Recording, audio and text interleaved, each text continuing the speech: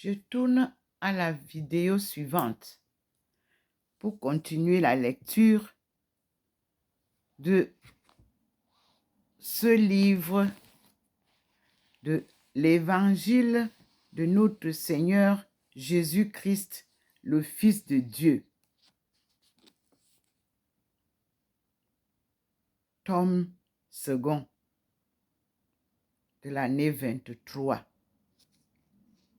Et ça a été publié par la maison MAME, M-A-M-E, de Tours.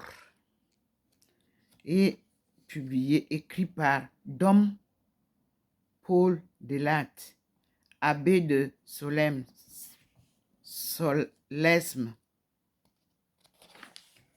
Ce livre était écrit en 1945. C'est ce qu'on dit.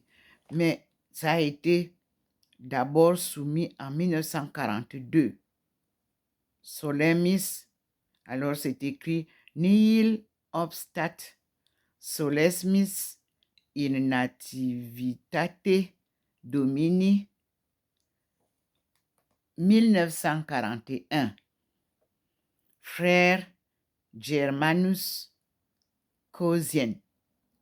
Abbas S. Petri de Solemnis. Imprimator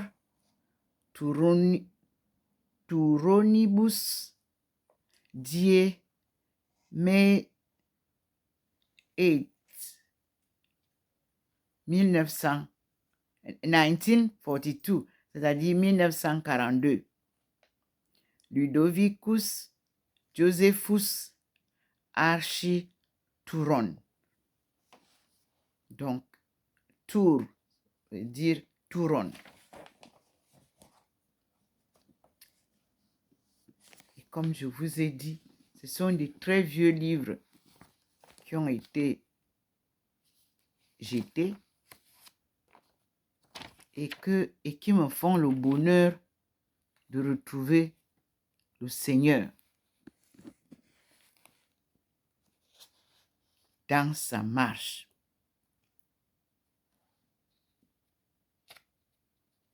C'est merveilleux.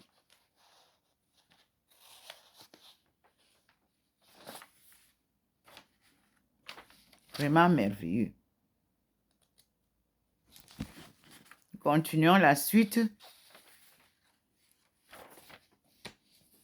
de Le Seigneur apparaît à Marie-Madeleine. Maintenant, nous passons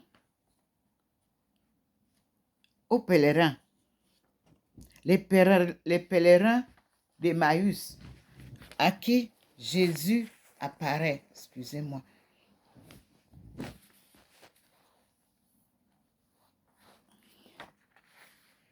C'est à partir de la page 401. Je lis. C'est Luc qui nous introduit la scène. Dans Luc, chapitre 24, verset 3. Je cite. Et voici que 2 d'entre eux allaient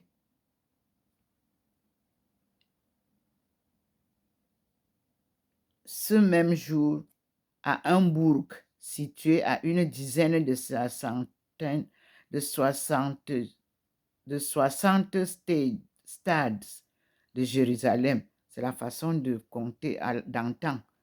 Et voici que 2 d'entre eux allaient ce même jour à un bourg situé à une distance de 60 stades de Jérusalem, portant le nom d'Emmaüs. Et ils dévisaient entre eux de tous les événements qui venaient de se passer. Et il advint pendant qu'ils discouraient et discutaient ensemble que Jésus lui-même s'approcha et prit leur pas. Verset 16. Mais leurs yeux étaient retenus pour qu'ils ne le reconnussent pas. Et il leur dit, quels sont les discours que vous échangez ensemble en marchant et pourquoi êtes-vous triste? Et l'un d'eux, celui qui avait nom Cléophas, répondit et lui dit, vous êtes le seul pèlerin dans Jérusalem qui ignoriez ce qui s'y est passé ces jours derniers. Il leur dit, quoi donc? Et ils dirent, il s'agit de Jésus de Nazareth, qui était un prophète puissant et en œuvre et en parole devant Dieu et devant tout le peuple. Les grands prêtres et nos princes l'ont livré pour être condamné à mort et l'ont crucifié. Pour nous, nous espérons qu'il était celui qui doit racheter Israël. Et maintenant, avec tout cela, c'est le 3e jour aujourd'hui, depuis que ces événements ont eu lieu. Quelques-unes des femmes qui sont avec nous ont fort effrayés. Avant le jour, elles sont allées au tombeau et n'y trouvant point son corps, elles sont venues dire qu'elles ont vu aussi une apparition d'ange qui le déclarait vivant. Quelques-uns des nôtres sont allés au tombeau. Ils ont trouvé les choses dans l'état où l'avaient dit les femmes, mais lui, ils ne l'ont pas trouvé. Verset 25. Et il leur dit, ô insensés et pesants de cœur, lorsqu'il s'agit de croire ce dont ont parlé les prophètes, ne fallait-il pas que le Christ souffrit cela et qu'il entrât ainsi dans sa gloire? Et commençant par Moïse et tous les prophètes, il leur expliquait dans toute l'Écriture ce qui le concernait. Verset 28. Et ils arrivèrent près du bourg où ils allaient. Et il feignit d'aller plus loin. Et ils le retinrent, disant, demeurez avec nous, car le soir vient, et la journée est bien avancée déjà. Et il entra avec eux. Et il advint qu'étant à table avec eux, il prit du pain, le bénit, le rompit, et il le leur présentait. Leurs yeux s'ouvrirent, et ils le reconnurent, et il disparut de leurs yeux. Et ils se dirent l'un à l'autre, n'est-il pas vrai que notre cœur était brûlant au-dedans de nous, tandis qu'il nous parlait en chemin et qu'il nous expliquait les Écritures? En ce même jour de la résurrection, l'après-midi, 2 des disciples auxquels les saintes femmes avaient raconté leur visite au tombeau cheminaient vers le bourg d'Emmaüs, éloigné de 60 stades, ou mieux 160 stades de Jérusalem. Ils dévisaient de tous les événements qui venaient de se passer. Ils se divisaient de tous les événements qui venaient de se passer.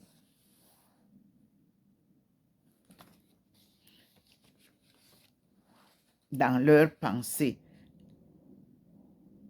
Non, ils dévisaient de tous les événements qui venaient de se passer, s'efforçant de les comprendre. Le Seigneur était dans leurs pensées, dans leurs soucis, dans leurs paroles.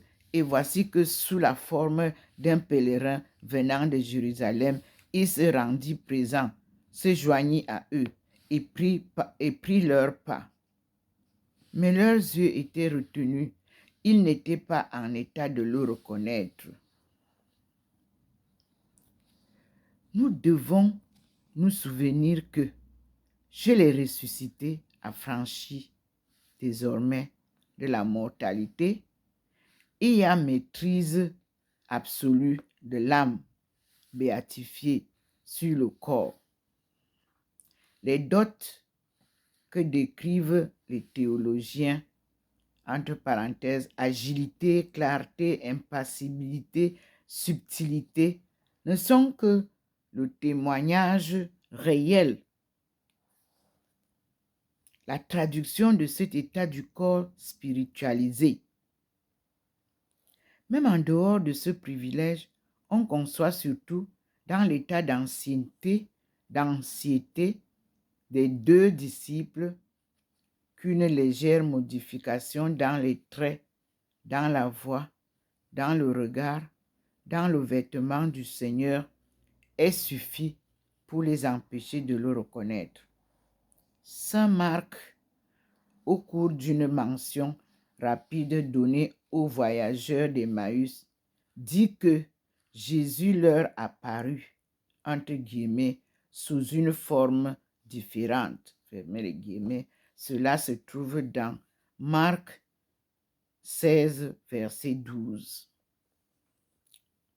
On entrevoit aussi le motif de cette disposition divine. Le Seigneur voulait être avec ses disciples extérieurement, de la même manière qu'il était dans leur esprit, ce qui, entre guillemets, retenait leurs yeux, fermez les guillemets, et obscurcissait leur regard. C'était l'imperfection, la défaillance intérieure de leur foi. Le Seigneur ressuscité était pour eux l'inattendu. Dirons-nous qu'il y avait mensonge à se voiler ainsi. Pour qu'il y eût mensonge, il faudrait que le Seigneur fût tenu ou se soit gagé à se montrer toujours dans toutes les splendeurs de sa gloire. Les deux disciples y avaient-ils droit?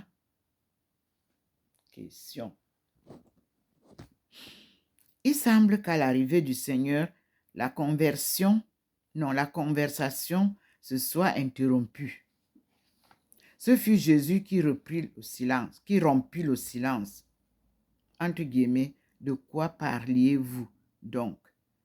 Tous les deux en marchant. Fermez les guillemets. Et ils s'arrêtèrent, attristés. C'était la question même du Seigneur qui les peinait. Nous suivons ici le texte original, alors que la Vulgate fait dire au Seigneur lui-même, je cite, « Pourquoi êtes-vous triste ?» Il y a une nuance. Elle renouvelait leur perplexité et leur souvenir.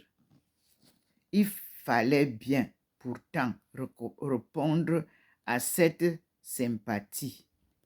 L'un des voyageurs, celui dont l'Évangile a retenu le nom, Cléophas, s'enhardit, ouvrez les guillemets. Vous êtes le seul, dit-il, des pèlerins arrivés à Jérusalem qui ignoriez ce qui s'y est passé ces jours derniers. Fermez les guillemets. L'affaire avait fait assez de bruit. Et pour les disciples, elle seule présentait de l'intérêt. Ouvrez les guillemets. Quoi donc? fermez les guillemets, demanda le Seigneur. Et ils répondirent, prenant peut-être tour à tour la parole. Je cite, « Il s'agit de Jésus de Nazareth, qui était un prophète puissant en œuvre et en parole, devant Dieu et devant tout le peuple. Les princes des prêtres et nos gouvernants l'ont livré pour être condamné à mort et l'ont crucifié. Pour nous, nous espérions qu'il était celui qui doit racheter Israël. Mais encore, avec tout cela, aujourd'hui est le 3e jour depuis que ces événements ont eu lieu. Il est vrai, quelques-unes des femmes qui sont avec nous nous ont rapporté des choses bien étonnantes. 2 points. Parties de grand matin pour le sépulcre, elles n'y ont point trouvé son corps et sont venues nous le dire, ajoutant que des anges leur ont apparu et déclaré qu'il est vivant. Puis, quelques-uns des nôtres sont allés au tombeau et ont trouvé les choses dans l'état décrit par les femmes. Mais lui, ils ne l'ont pas vu. À l'information des 2 pèlerins, il ne manquait vraiment rien. Tous leurs renseignements étaient exacts et complets. Cette idée même du, entre guillemets, 3e jour, fermez les guillemets, aurait pu leur rappeler la grande promesse et les mettre sur la voie de l'espérance. La grande promesse. Au lieu de cela, une conclusion découragée. 2 points. Nous espérions, disait-il, sperabamus. Et l'étranger prit la parole à son tour avec un accent d'autorité, mais sans se dévoiler encore. Oh, homme dont l'intelligence et le cœur sont lents à croire tout ce qu'ont dit les prophètes. Ne fallait-il pas que le Christ souffrit et qu'il entrât ainsi dans sa gloire? Fermez les guillemets. La parole du Seigneur appuie d'une façon emphatique sur l'in omnibus. Il faut croire à tout ce que contiennent les livres saints. Il y est question non seulement des gloires du Messie, mais encore de ses souffrances. 1 Pierre, chapitre 1, versets 10 à 11, vous le rappelle. Pourquoi donc écarter celle-ci comme un scandale? L'Écriture lue avec soin ne marque-t-elle pas la liaison qui existe entre ces 2 parties de la vie du Christ? Le Seigneur s'étonne dans la forme très vive de son interrogation que des Juifs éclairés, des disciples de Jésus, n'aient pas reconnu une doctrine si évidente. Puis vient la démonstration où il se plaît à recueillir dans les livres de Moïse d'abord, puis dans les prophètes, et en un mot, dans toutes les Écritures, les témoignages qui se rapportaient au Messie. À la ligne. On arriva près d'Emmaüs. Les deux disciples se préparaient à entrer, mais l'étranger feignit, lui, de vouloir aller plus loin. Alors, ils le retinrent affectueusement. Je cite, « Demeurez avec nous, car le soir vient et la journée est bien avancée déjà. » Fermez les guillemets. On était dans la seconde partie du jour. Après avoir reconnu le Seigneur, les disciples ont eu tout le loisir de retourner à Jérusalem. Il entra, consentit à rester avec eux et à partager leur repas. On lui déféra la présidence comme à un docteur en Israël. Il prit le pain, le bénit, le rompit et le distribua.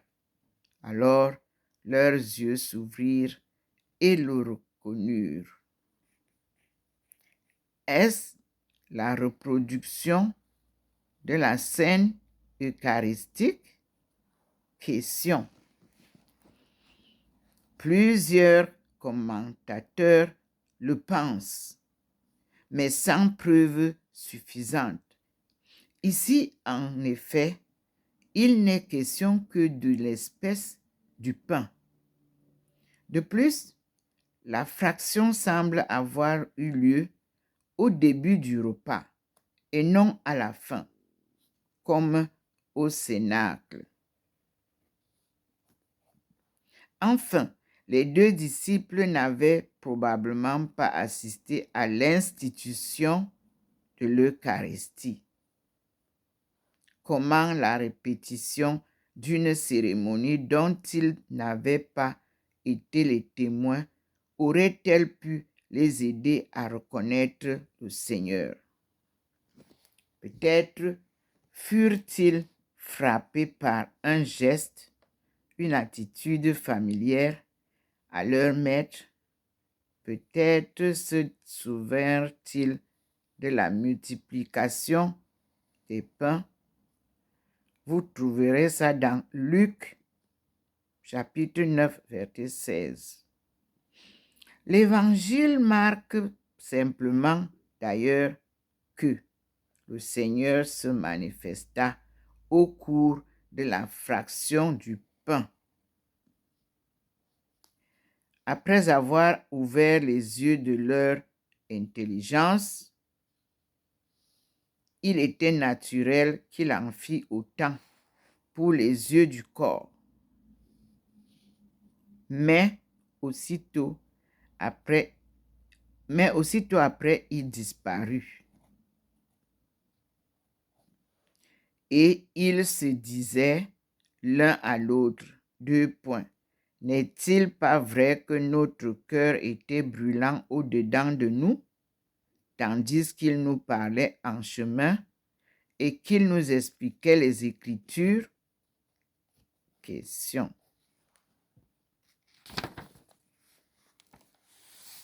Maintenant, écoutons Luc 24. Et se levant, sur l'heure, ils rentrèrent à Jérusalem. Ils trouvèrent assemblés les 11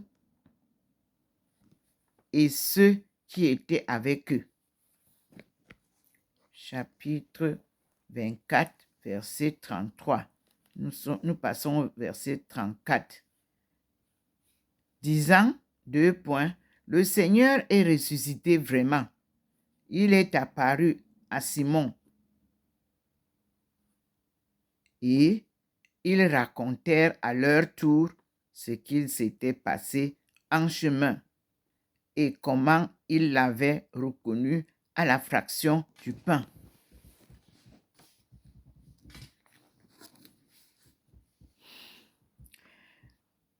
Verset 36, ils parlaient encore que Jésus se présenta au milieu d'eux et leur dit, « La paix soit avec vous. C'est moi. Ne craignez pas. » Verset 37, mais troublés et épouvantés, ils pensaient voir un esprit. Verset 38, et il leur dit, « Pourquoi vous troublez? Pourquoi ces pensées qui s'élèvent dans vos cœurs? » Verset 39, « Voyez mes mains et mes pieds, c'est bien moi. Touchez et voyez. Un esprit n'a ni chair ni os comme vous m'envoyez à voir. » Verset 40, et ayant dit cela, il leur montra ses mains et ses pieds. Mais, verset 41, ils ne croyaient pas encore. Dans leur joie, ils étaient interdits. Il leur dit, « Avez-vous ici quelque chose à manger? » Verset 42, ils lui présentèrent un peu de poisson grillé et un rayon de miel.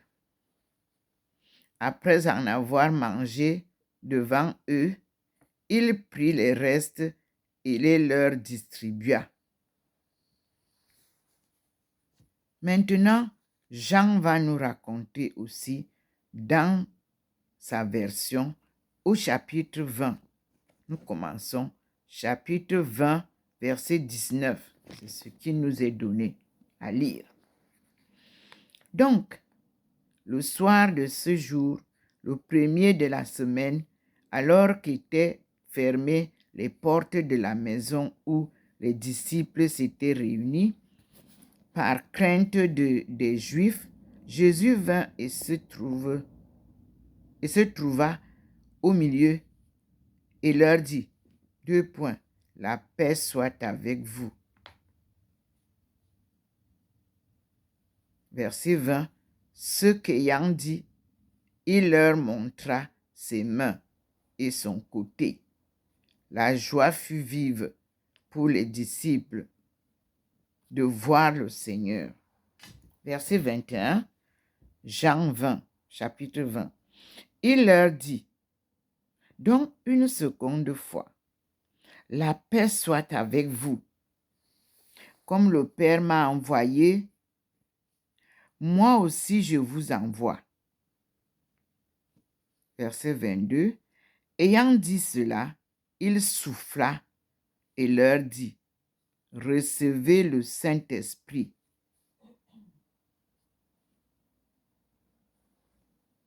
Verset 23.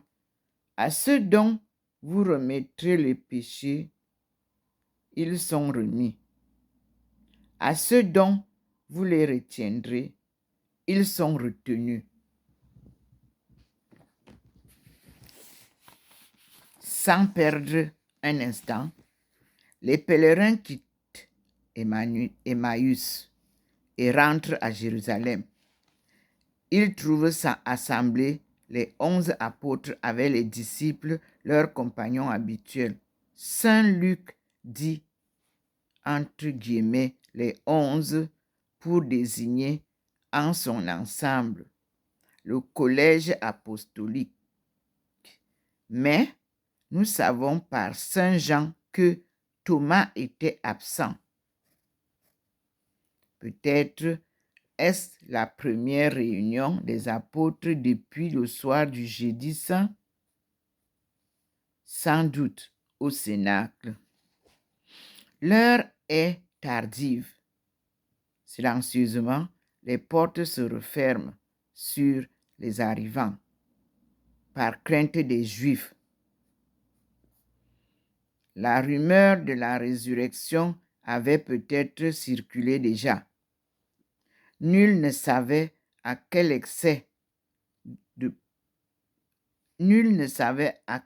excès se porterait la synagogue. La persécution, après s'être exercée contre le maître, ne s'étendrait-elle pas aux disciples? Question. Ils n'ont pas encore reçu le don de force et prennent toute leur sécurité. Pourtant, la foi s'est réveillée chez le plus grand nombre et les pèlerins d'Emmaüs sont accueillis par une acclamation joyeuse. Entre guillemets, je cite, « Oui, le Seigneur est ressuscité et il est apparu à Simon. » Fermez les guillemets. À leur tour, ils racontent les incidents de leur voyage et comment Jésus s'est fait reconnaître d'eux dans la fraction du pain. Ils parlaient encore lorsque Jésus se présenta soudain au milieu de l'assemblée, les portes closes.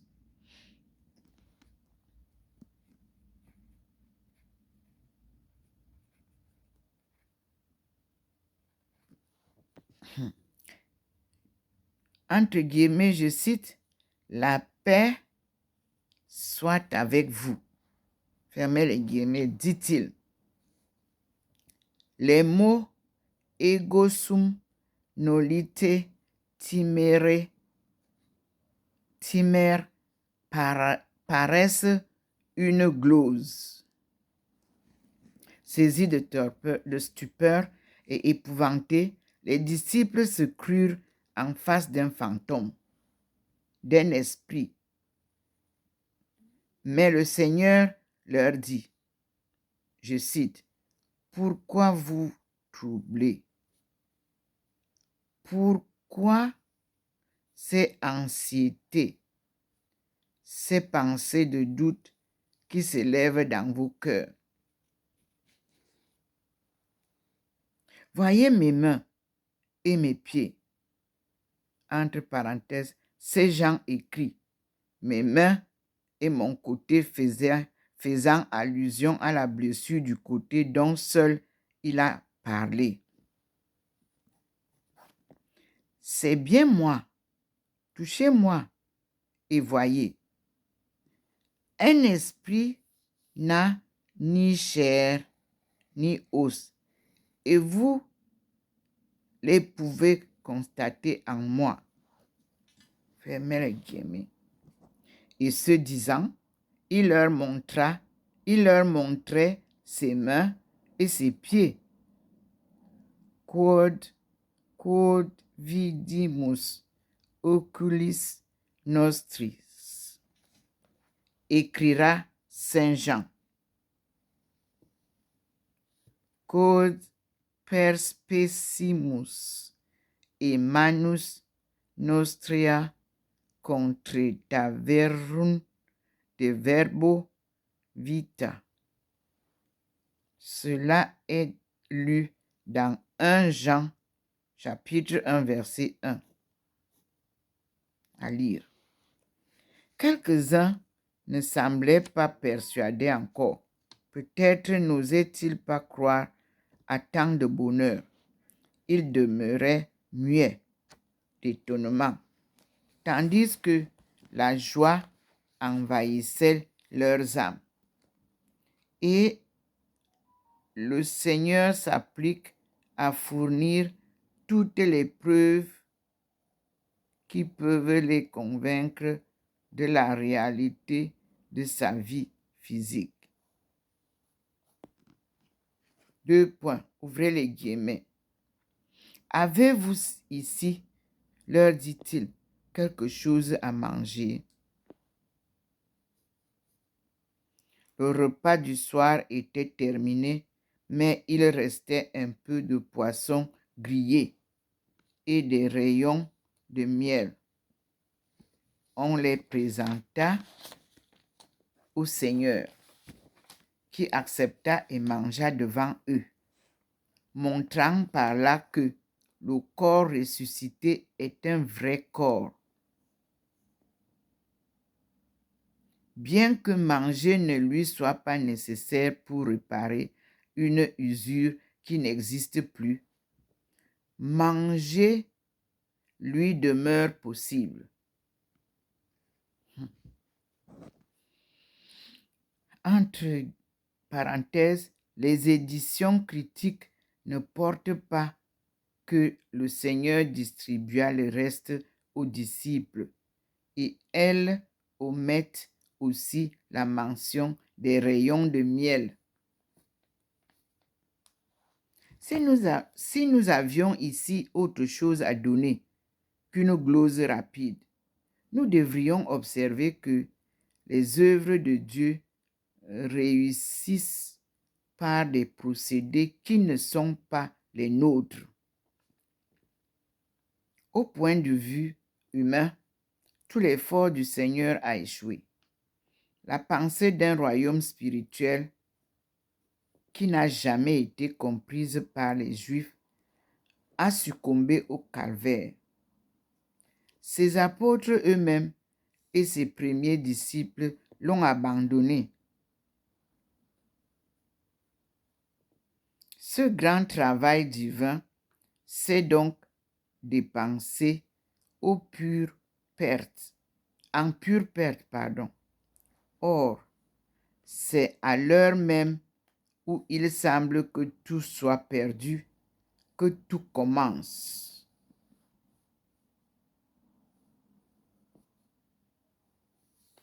Les conquérants que le Seigneur choisit pour se soumettre son royaume spirituel et s'emparer de toute l'humanité sont les mêmes qui ont fui il y a 3 jours et qui maintenant se sont enfermés et verrouillés de peur dans la cénacle. Ouvrez les guillemets. La paix soit avec vous. Fermez les guillemets. Répète le Seigneur. Dans cette première entrevue, il ne fait aucune allusion à la défaillance des siens. Aujourd'hui, que toutes choses sont nouvelles, il n'y a de place que pour la paix et la joie. Son souhait, Pax Vobis, n'a rien de la banalité du salut ordinaire. Il contient l'effusion d'une paix surabondante en vue de l'investiture qui va suivre. Ouvrez les guillemets. Comme mon Père m'a envoyé, moi aussi je vous envoie. Fermez les guillemets. Le Fils a l'autorité du Père et l'œuvre à laquelle il convie ses apôtres est celle-là même à laquelle il a consacré sa vie. C'est la même mission, la même autorité, la même doctrine, le même dessein. L'alliance avec Dieu de toutes les âmes baptisées. À la ligne. Ayant parlé ainsi, il souffla sur eux. Les apôtres pouvaient interpréter ce symbole en se rappelant la création. Je cite, Dieu souffla sur la face de l'homme un souffle de vie et l'homme reçut une âme vivante, et factus est homo in animam viventem. Vous lirez cela dans Genèse 2, chapitre 2, verset 7. C'était par un souffle de sa bouche que le Seigneur avait autrefois donné à l'homme la vie naturelle. Un rite divin, analogue, établissait les apôtres dans une vie plus haute. Lorsque saint Paul décrit les différences qui existent entre le premier et le second Adam, il nous dit que le premier a été doué d'une âme vivante, factus est primus homo Adam, in animam viventem. Mais le second, novissimus Adam in spiritum vivificantem. Vous lirez cela dans 1 Corinthiens, chapitre 15, verset 45. Le Seigneur est en possession de l'Esprit vivifiant. L'Esprit Saint est un esprit de notre Seigneur Jésus-Christ. Il procède de lumière comme du Père, et il est communiqué par le Seigneur aux apôtres. 2 points, ouvrez les guillemets, recevez l'Esprit Saint, fermez les guillemets. Le dessein de Dieu étant de composer une humanité nouvelle, le, entre guillemets, le corps du Christ, fermez les guillemets, à la fois mystique et réel, il faut bien que ce corps soit animé de l'esprit même du Seigneur. Toute œuvre de sanctification est, en effet, appropriée à la troisième personne, expliquent les théologiens, et la personne divine, qui est le lien de la Sainte Trinité, devient aussi le lien de tout ce qui est uni à Dieu. Exact.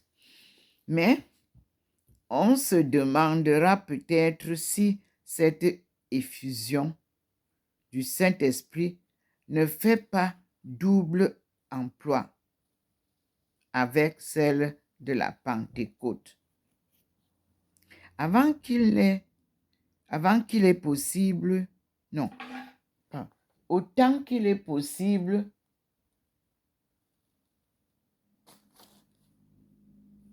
de ramener à des catégories précises les œuvres surnaturelles, il semble que l'effusion du jour partiel quant à son objet, réel néanmoins et actuel, non, je relis pour mieux positionner le ton. Autant qu'il est possible de ramener à des catégories précises les œuvres surnaturelles, il semble que l'effusion du jour de Pâques soit tout à la fois et personnelle aux apôtres et partielle quant à son objet. Réel néanmoins et actuel. Il ne faudrait pas traduire accipité comme s'il y avait accipietis. Ne faudrait pas, dans le sens d'une promesse, mais enfin, ce n'est pas encore l'effusion opulente de la Pentecôte, avec les manifestations charismatiques variées. Ce n'est pas encore l'animation par l'Esprit de Dieu de tout le corps de l'Église, la création de tout l'Adam nouveau. Ce n'en est que la préparation, infiniment considérable d'ailleurs, puisqu'elle a pour objet la rémission des péchés. À la ligne, je cite, « Recevez l'Esprit Saint, les péchés seront remis à qui vous les remettrez.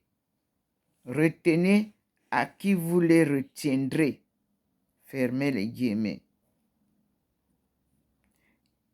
Il n'y avait et il n'y a jamais encore Dieu et l'homme. Il n'y avait et il n'y a à jamais entre Dieu et l'homme d'autres obstacles que l'union, que le péché.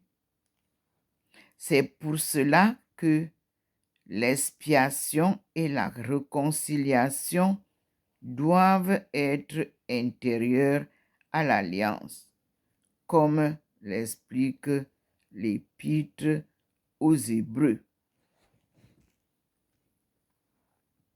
Mais dès que la rançon de notre rédemption a été fournie, dès que le sang qui purifie les consciences a été versé, rien ne s'oppose plus à l'application de sa vertu. Aussi, les apôtres sont-ils investis du pouvoir de remettre les péchés, c'est-à-dire de les effacer, et du pouvoir de les retenir s'ils s'abstiennent de leur appliquer la vertu du sang rédempteur. On peut remarquer au sujet de ce texte d'abord que le péché étant une dette contractée envers Dieu et une souillure intérieure,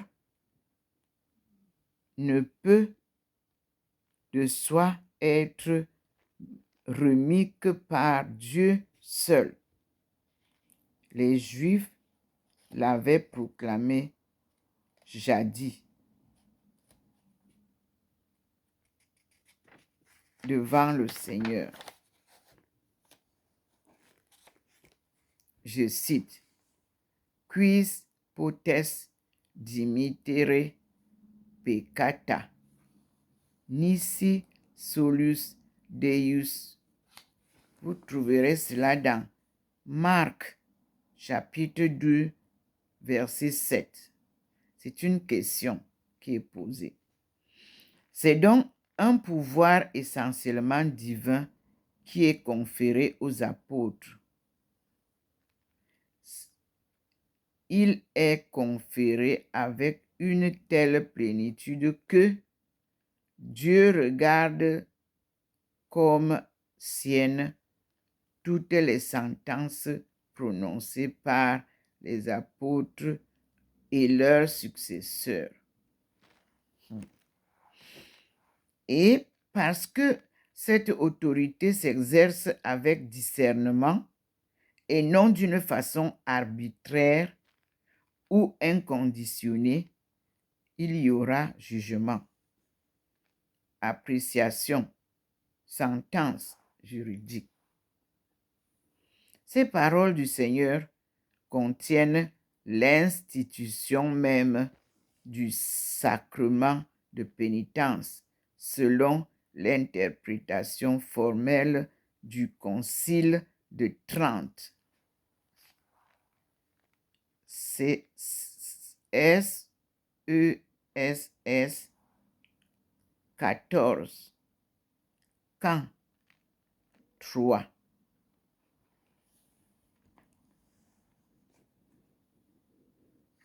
Après, nous allons passer à Thomas en ouvrant un autre chapitre.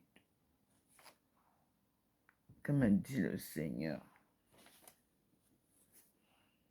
Ouais. On va ouvrir parce que maintenant, c'est le Seigneur se manifeste à Thomas. C'est un autre chapitre. Jésus-Christ vient nous enseigner lui-même son évangile. Et il nous a permis de trouver l'évangile de notre Seigneur Jésus-Christ, le Fils de Dieu. Il choisit les chapitres, les versets que je dois lire afin de composer ensemble avec vous ce qu'il me donne. Je ne change aucun mot. À la lettre, je reproduirai exactement les passages qu'il a choisis. À tout à l'heure, mes frères et sœurs. Regardez comment je suis blanchâtre. Je ne sais pas si vous voyez aussi ça. Le Seigneur est présent. Il nous enseigne. À tout à l'heure. Je demande à YouTube de bien écrire mon nom, s'il vous plaît. Je m'appelle Ndomo Melingi Thérèse. J'appelle Ndomo. S'écrit N-D-O-M-O.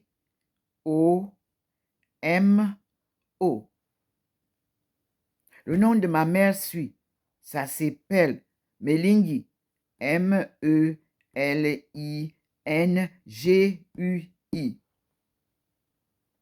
Mon nom de baptême, Thérèse.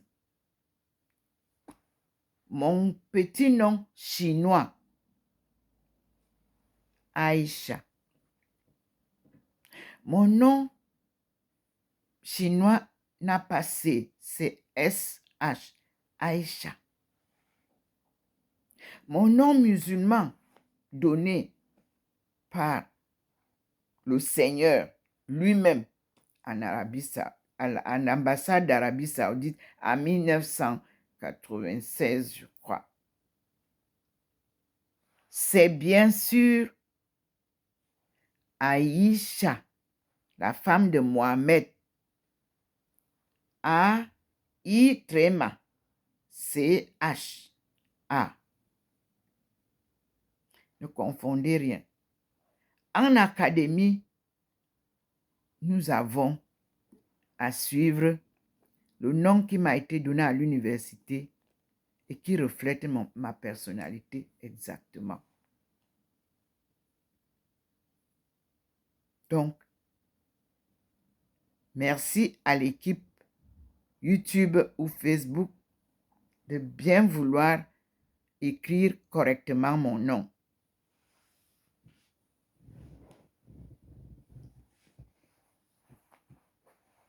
Ndomo Melingi Thérèse. Il n'y a pas d'apostrophe entre N et D. Non, monsieur. C'est comme ça qu'on écrit ça. Ndomo.